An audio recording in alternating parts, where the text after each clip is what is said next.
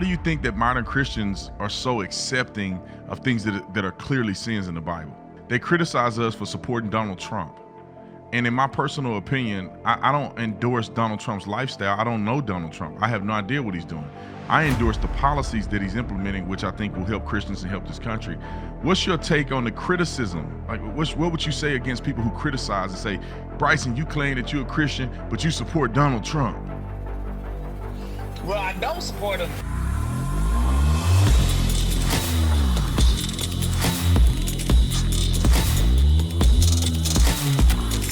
This video is brought to you by TatumStore.com. TatumStore.com. Get the merch link in the description section. My favorite shirt thus far, United We Stand. And I got another one, the Biden. This is another one that's doing really well, the Biden Lies. We got a shirt where we put all his lies on there. Not all of them. We can't keep a shirt with all his lies on it. He said he ended cancer. He almost lost his wife and Corvette in a fire. He said he was arrested meeting with Nelson Mandela. His son died in Iraq. He used to drive an 18-wheeler. He grew up in a black church.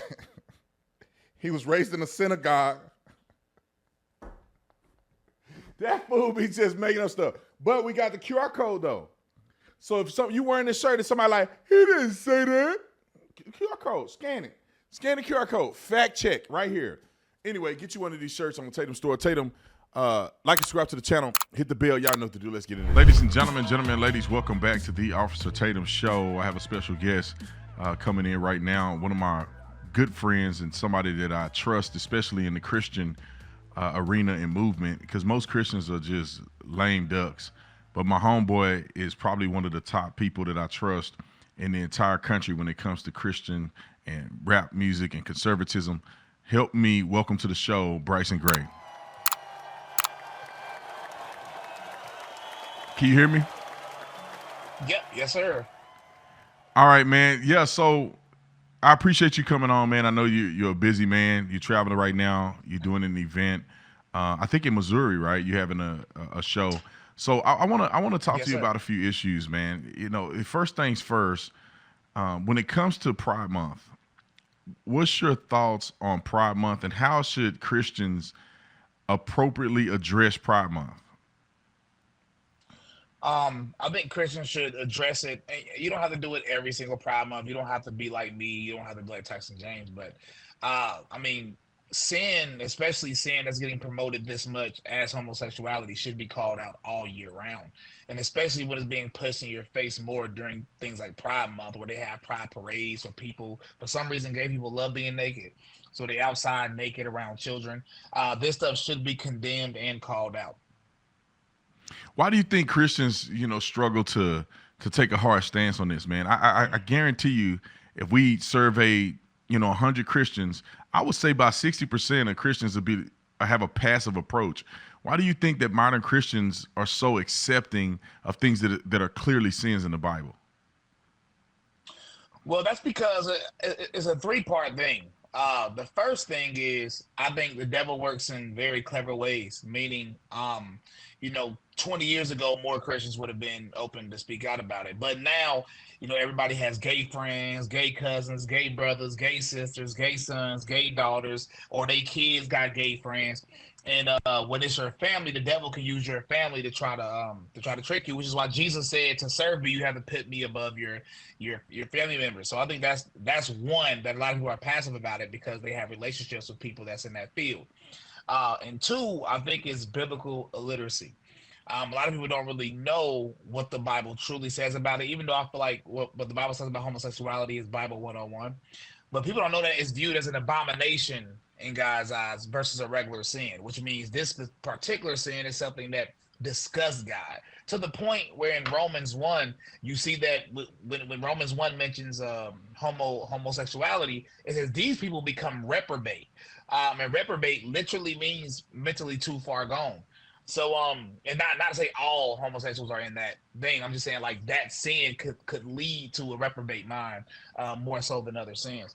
And then third, I feel like Christianity is just people are taught to be passive, right? We're all terrible people. They're just as terrible as us. We're no different. We're not set apart. Yeah, they didn't love thy neighbor means to not rebuke your neighbor, when love thy neighbor people think love thy neighbor. Jesus, he's the only person that said it in the Bible. But Jesus was literally quoting Leviticus chapter 19 when he said love thy neighbor. And if you read Leviticus 19, it gives you the instructions on how to love thy neighbor, which includes rebuking them and saying. Yeah, I love your take on it, man. Because every time you say something, whether I agree with you or not, I know for a fact that you're gonna say something out of the Bible, and it's gonna cause me to have to go and look it up. Because I almost feel like anytime I disagree with some of the things that you said, you go, well, it's in the Bible, and I go look it up, and I'm like, well, hey, I got to change my approach on it because it's in the Bible. Now they criticize us as Christians because I'm a Christian, you're a Christian. They criticize us for supporting Donald Trump. And in my personal opinion, I don't endorse Donald Trump's lifestyle. I don't know Donald Trump. I have no idea what he's doing. I endorse the policies that he's implementing, which I think will help Christians and help this country. What's your take on the criticism? Like, what would you say against people who criticize and say, Bryson, you claim that you're a Christian, but you support Donald Trump? Well, I don't support him anymore because of that fact. But typically, when somebody is criticizing you for supporting Trump, and hold on. I want to make sure I'm clear on it. You say you don't support Donald Trump. We got to talk about that. So no, sir. You don't support Donald Trump at all anymore. You want would you vote for him? I'm voting red down the ballot in Tennessee, but for the general election, I'm probably gonna write in somebody. You got to tell me how that occurred. So I want to hear more about that. So because of certain LGBTQ issues or something that Trump did, makes you where you will not vote for him. It's not even just the LGBT thing, because he was teetering the line with that even beforehand. But it started with the jab, and then I feel like that opened my mind. See, the thing with Trump is I feel like so many people lie on Trump, and they still lie on Trump. That makes me think everything I disagree with is a lie about Trump, rather than looking and saying maybe this is like legitimate. And after the jab, Trump sort of lost that. For me, he lost that bulletproof vest, where it's like, okay, now I'm actually looking to see what's going on. And the jab was so bad, it's still bad. That's how crazy the jab thing was. And then you toss that in with the LGBT. He hosted, people don't even understand this because he didn't promote it that much, but he hosted LGBT parade, not a parade, but a gala at Mar-a-Lago to celebrate a Joe Biden policy it was codifying the same-sex marriage law or whatever. And it was to celebrate that policy. And Trump spoke and said he's going to do everything he can for the LGBT community. And then, even recently, he just held a fundraiser for with the LGBT, his wife Melania, for the Trump campaign. And then they're hosting another one. Again, and to me, that's just so disrespectful. And then the abortion issue, which was really the last straw for me, because he used to be more pro-choice. Then he said being the president make him become more pro-life. And then the people don't remember, he said literally on the town hall, a CNN town hall, that women that get abortions should be punished. So basically saying it should be illegal. And then he went from that to now saying that people like DeSantis, and I think DeSantis is soft, but he called DeSantis policy on abortion too harsh. So now he's basically pro-choice. And that's three strikes you out. And then I don't even want to bring up the Jan 6 stuff because that pissed me off. But that pissed me off more on a personal level than I guess a policy level. But everything else. We'll talk about it. What happened with the January 6th stuff? Well, here's the thing: we were all out there because we believe that I'm trying to say this in a way that don't get banned, but we believe that our votes didn't. We believe our votes weren't counted as they should have been in 2020. And I still believe that, by the way. But when the stuff happened in Jan 6, especially when all the videos came out, Trump actually, his next speech was literally throwing Jan 6ers under the bus. And people act like he didn't have time. He had time to pardon Jan 6ers. As a matter of fact, the MAGA Viking, and he's still supporting Trump, which is like, I hope MAGA cannot turn on him. But he's still supporting Trump. But he cried out and said, Trump, we need your help, when they locked him up. And he didn't get it. I performed a benefit concert for him for free to support Jan 6ers. I did that for multiple Jan 6ers. And meanwhile, Trump wasn't doing any of it when he could have. And people try to say he couldn't have, but yes, he could have, because that's the power you have as president. You know what I'm saying? So, yeah, a lot of it was crazy. Yeah, the funny thing is that every point that you made, I agree with you on. Except I'd still vote for him. Like, let me just go back. I despise when he pushed the LGBTQ stuff and they got gays for Trump. And, some of these people that are in our movement that'll be, I don't want to drop their names, but I just don't like the stuff, man. I don't think you can play in the middle. They got a person called MAGA Queen or Lady MAGA or something like that. An embarrassment. These people are absolute embarrassments to the conservative movement, and they endorse them, which I do not like. Donald Trump screwed the pooch when it comes to the jab. He did. He still pushed it. He still haven't denied it. And I think the mRNA vaccine is probably killing more people than we imagine, or causing so many issues with reproductive systems in women and all kind of stuff. So I disagree with him on that. I disagree with the way he handled a lot of stuff. January 6th, you're 100% right. He should have pardoned them. He did come out and kind of condemn them when everybody was there because of him. But at the same time, I look at these devils who are Democrats, and I look at the Republican Party, and I say, I may not agree with everything, but I may vote for him. Bryson, hold on one second. We're getting ready to go to the break. I'm running out of time. I got to have you back because I want to finish this conversation. Ladies and gentlemen, y'all hold the phone. Bryson Gray and I'll be back after the break. I have Bryson Gray back with me. Bryson, how do people follow you on social media? Instagram, Bryson Creates. Twitter, if you like controversy, at Real Bryson Gray. And Bryson Gray on YouTube and BrysonGrayMusic.com for support. And I have some more stuff I want to talk to you about, Bryson, because I'm telling you, like I said, I think we agree on all this stuff. Stevie Wonder can see that Trump dropped the ball in a few areas, even more so than what we're talking about right now. The only difference is I look at the landscape and I say, if Joe Biden gets back in the office, every single thing that we complain about Donald Trump doing right now, and the whole LGBTQ, the election stuff, the Jan 6ers, I mean, you name it, Christianity, all that stuff is going to get extremely blown out of proportion and worse if Trump don't get in. Do you agree with that, or you see it differently? In some cases, yeah. In some cases, no.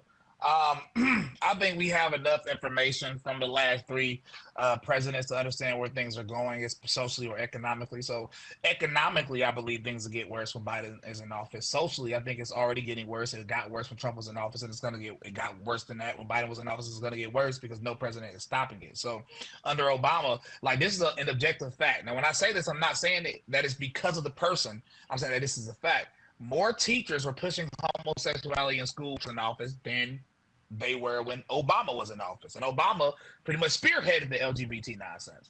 Now, you go to Joe Biden, more teachers are pushing homosexuality in schools under Joe Biden than they did under Trump. So why is this? Well, why is it not ever going the opposite way? Because none of them are stopping it. They're not stopping it because, I mean, in reality, they don't plan to stop it. So in that realm, when it comes to Christianity, I think all these presidents are bad for Christianity. I don't think one is going to be more worse than the other, even though the rhetoric may seem more worse than the other one. But I mean, I don't understand the difference between Trump and Biden with the LGBT, except for one may seem more aggressive. Donald Trump said Bruce Jenner can use any bathroom he wants in his house. He said he's going to do everything he can for the LGBT community. I mean, it's just the same rhetoric Biden used. Now, economically, you are correct, which is why I do not get mad when Christians say they're still vote for Trump. I had a conversation with about this with Corey Yeshua. Because economically, Trump is clearly the better option. I mean, there's no, but for me personally, I'll cut off family members for less than what Donald Trump did. I'll call out Chris Rappers for less than what Donald Trump did. I called out Lecrae for just not answering a question correctly in a TV interview. So I feel like I have to be logically consistent and not be a hypocrite, because being a hypocrite is a terrible thing. So for me personally, I gave Trump more strikes than I would give anybody else because I was a Trump fan. I was a real Trump fan. So I gave him more, more grace than everybody else. But sometimes it runs out. Right, but wouldn't it be this? This is the way I look at Trump, right? Because I don't really know him personally. I like him. I don't like none of the stuff that we said that we had both agreed that he had done. But when I think about the vote, I'm thinking about not voting for a person, right? Trump is not necessarily to get my vote. America is getting my vote.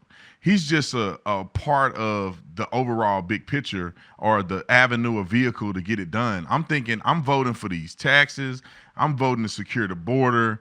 I'm voting for a lot of things that I think that he, as a vehicle, can accomplish. Because at some point in 4 years, he'll be out of there, and it'll be someone else's turn.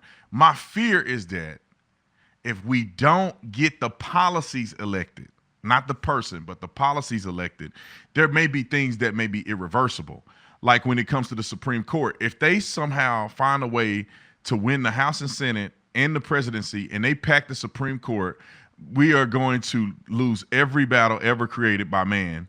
And if they get rid of Electoral College, which I don't know how close they are to doing that, if they were to get rid of the Electoral College, if they retain power, they will never relinquish power ever again in America, and we will be completely doomed. So mine is when people have a problem with Trump, there's a means to an end, right? I mean, it's like, let's just get these policies in place. Let's stop the bleeding, and then eventually we can then go back to trying to have a fair evaluation of presidents. Have I convinced you to vote for Trump or not? No, sir. And the reason why is because even economically, right? Trump is great. Clearly, everybody can experience that when they go to the grocery store. I just left the grocery store, so I understand. But like inflation is not only Biden's fault. Inflation has a lot to do with the amount of money that Trump spent because of COVID, which I feel like that's why they did the thing with COVID. But he chose to spend a lot of money, which is part of the reason we have such a high inflation right now. And as far as the Supreme Court thing, the Supreme Court, they're not about to overturn Obergefell. So I don't, it's like the Supreme Court now, we like them because they did one thing, right? And they left it to the states. But then when you look at the other things that they have done, even the Trump appointees, what they have done, it's been terrible stuff. Even immigration. Trump just said that if you graduate college in America, you should get a green card. Everybody, hey, you came in here illegally, but you found a way to graduate college. Hey, you're good. So in a lot of these things, I do feel like Trump is better than Biden. But what I care about the most, really the only thing I care about when it comes to me voting is my faith, because our faith is what's truly under attack. People think conservatives get banned because they support Trump. Stop it. Call out the LGBT. Then that's when you experience real censorship. The Trump thing is one thing, but you call it the LGBT, that's when you experience real censorship. And Trump is not doing nothing to stop that. He's not going to do nothing to stop that because Trump's spending all his time trying to please everybody, which is an impossible thing to do. So let's talk about your music. You're in Missouri right now. I think in Missouri, right? You're in Missouri right now and performing. Yes, sir. Is there a new album coming out? Or you have some new songs or something that you want to tell the audience about? Because I'm sure people would love to listen to you, because I won't let my son listen to rap music. I really don't listen to rap music. Now he may listen to it when he with his friends or whatever, that not around me. I wouldn't know. But I don't really like the rap music because it's so degenerate. It's too much sexualization in it. And I remember when I was playing rap music with, playing your music with my son in the car, he was like, I love that. I love this Bryson guy. So I love your music. I think it's appropriate for all ages and all people. And so what's new that people can expect from you? Well, the next thing I'm doing is starting June 28th, I will be releasing a song every single 2 weeks. So you just follow me on any platform. I'll be posting them. Just to grind. And then earlier this year, I released an entire movie with my last album, that self-produced movie. I wrote it and I really shot it with my sister. We paid for actors, we paid for everything, and based on reviews, it came out well. So that's the two main things I have going on now. Awesome. How can somebody get the movie? 'Cause I remember we talked about the movie and I totally forgot about it. I'm supposed to be helping you get it out there too. So you got to let me know how I can help you with the movie. I got 1 minute left. How can people go and watch this movie and share it with others? It's free. So it's pinned on my Twitter. The entire movie is on Twitter if you want to watch it. A higher quality version is on my YouTube channel. It's called Bryson the Demon Slayer. It really got a movie feel. It's a visual album, but it's really a movie feel. If you don't believe me, go watch it yourself. It's free. Awesome, Bryson. Thank you so much, man. We're running out of time. I know you got places to be, people to see, and a God to serve. So I appreciate you coming on. Appreciate it, ladies and gentlemen. We're about to be out of here. Going to the break. Hold the phone. We'll be back.